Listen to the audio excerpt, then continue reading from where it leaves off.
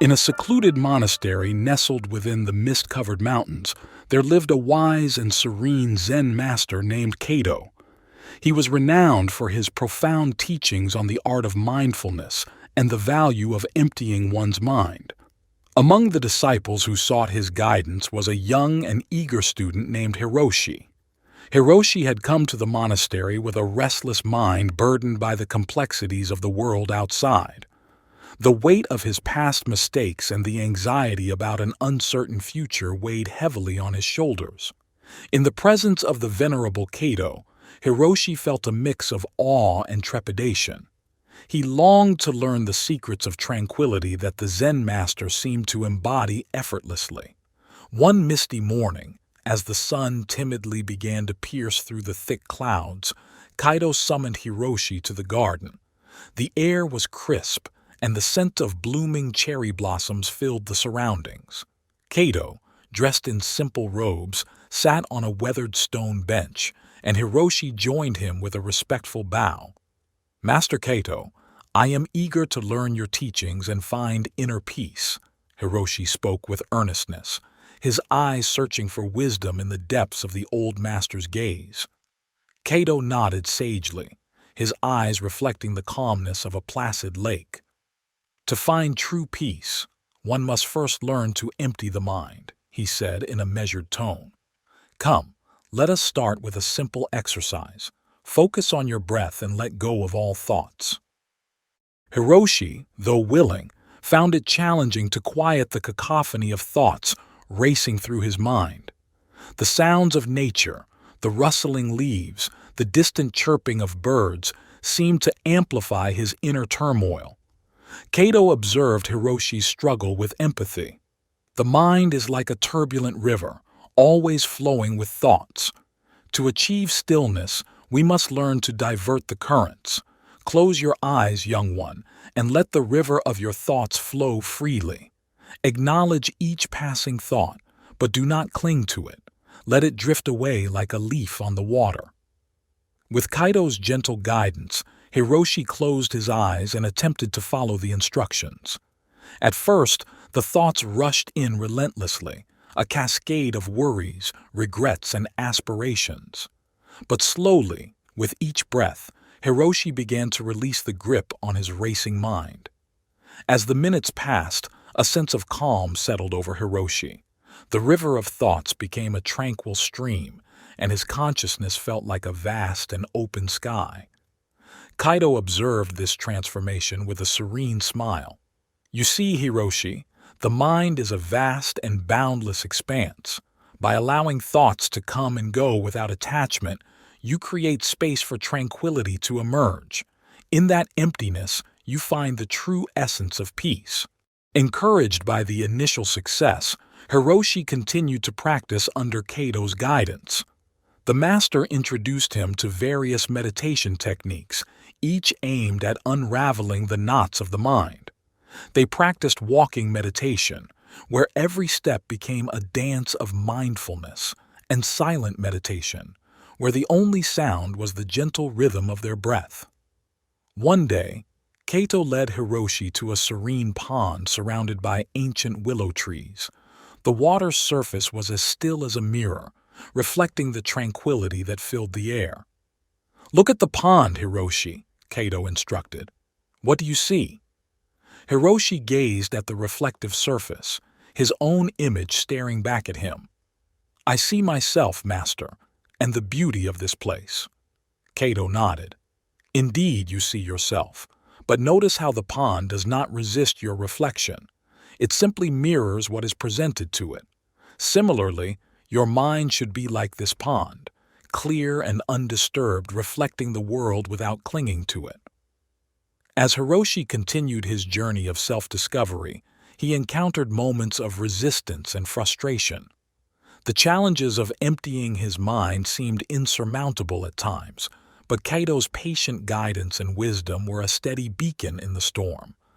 The master shared stories, koans, and parables, each carrying profound lessons about the nature of the mind and the art of letting go. One particularly challenging day, Hiroshi approached Cato with a furrowed brow. "Master, I find it difficult to empty my mind completely. There are thoughts that persist no matter how hard I try to let them go. Kato, ever compassionate, acknowledged Hiroshi's struggle. The mind is like a garden, Hiroshi. Weeds may sprout, but it is your choice whether to nurture them or pluck them from the soil. Do not be discouraged by the presence of thoughts. Instead, observe them without judgment. Acknowledge their existence, and then gently guide your focus back to the stillness within. In an attempt to deepen Hiroshi's understanding, Kato decided to take him on a journey to a distant mountain peak.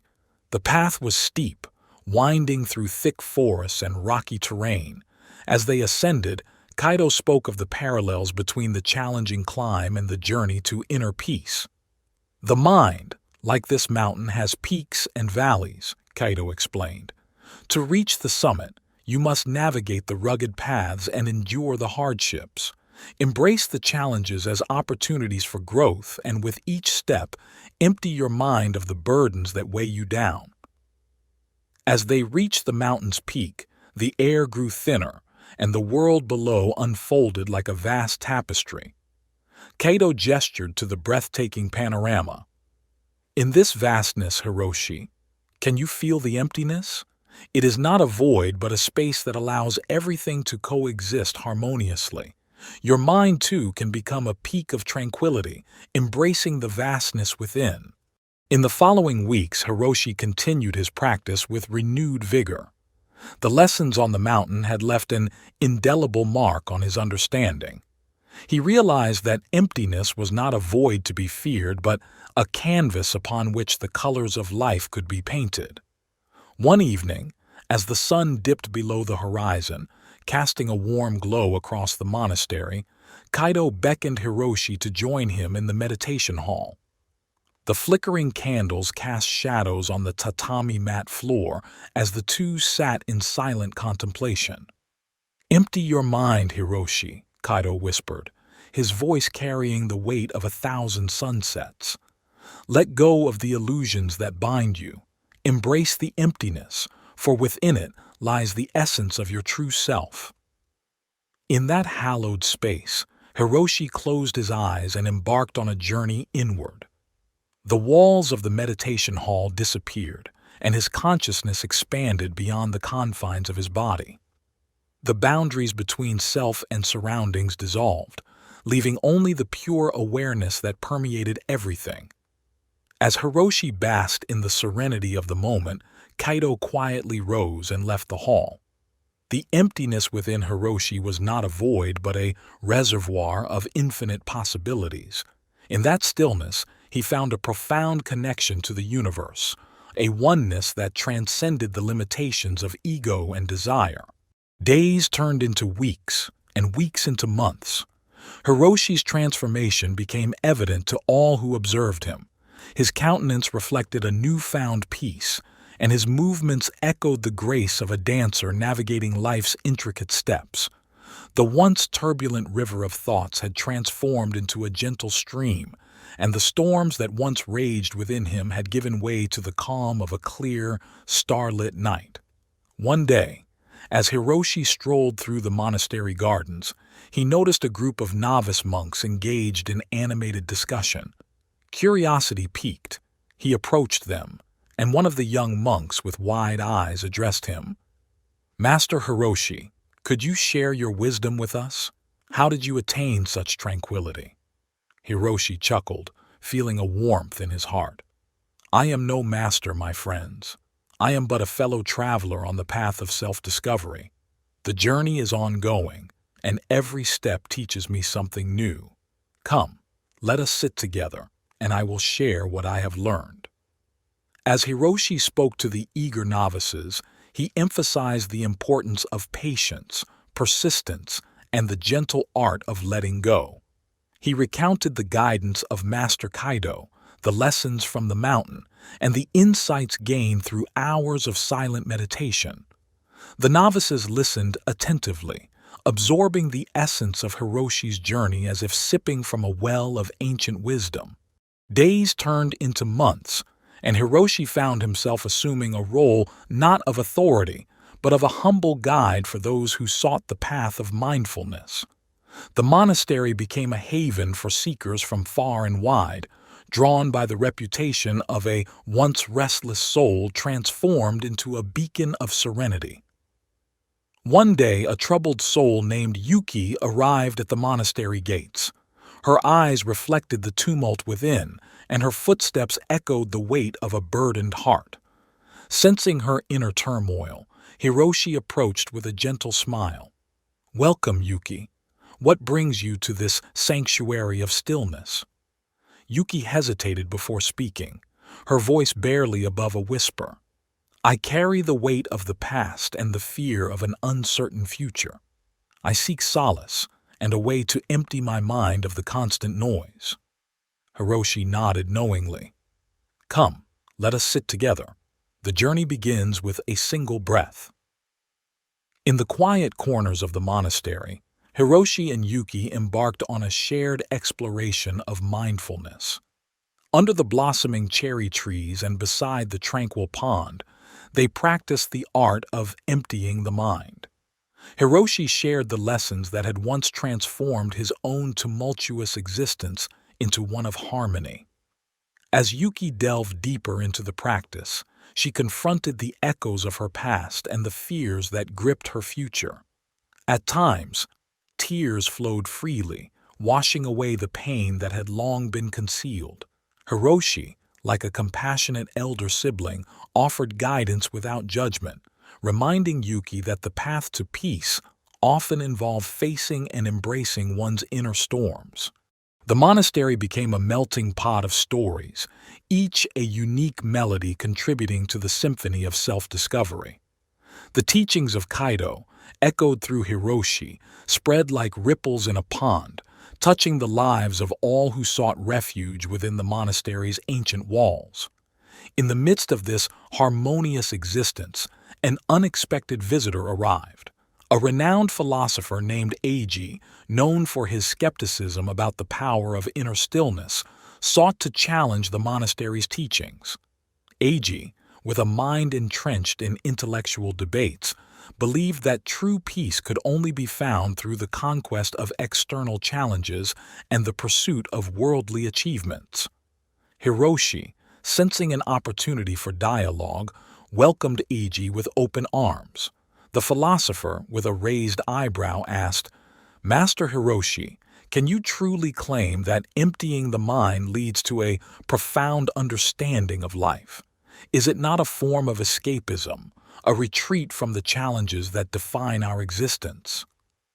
Hiroshi smiled, understanding the skepticism that often accompanied the exploration of internal realms.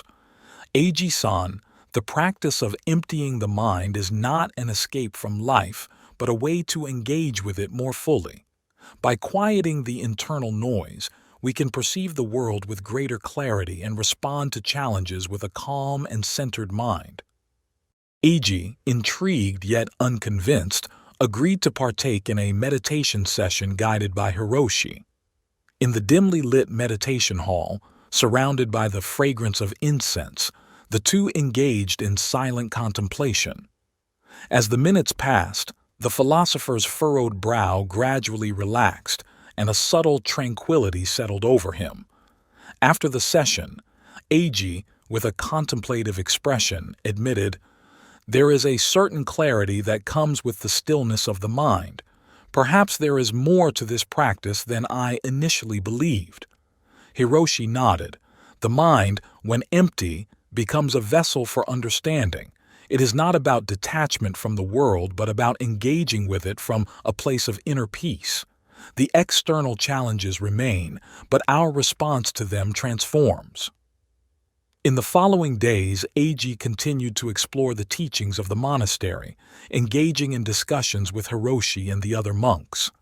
Slowly, the philosopher's perspective shifted, and he found himself embracing the value of emptying the mind as a complement to the intellectual pursuits he held dear. As seasons changed and years passed, the monastery continued to thrive as a sanctuary of wisdom and serenity. Hiroshi, once a seeker himself, had become a pillar of guidance for those on their journey. The teachings of Master Cato echoed through his every word and gesture, a testament to the timeless wisdom that transcended generations.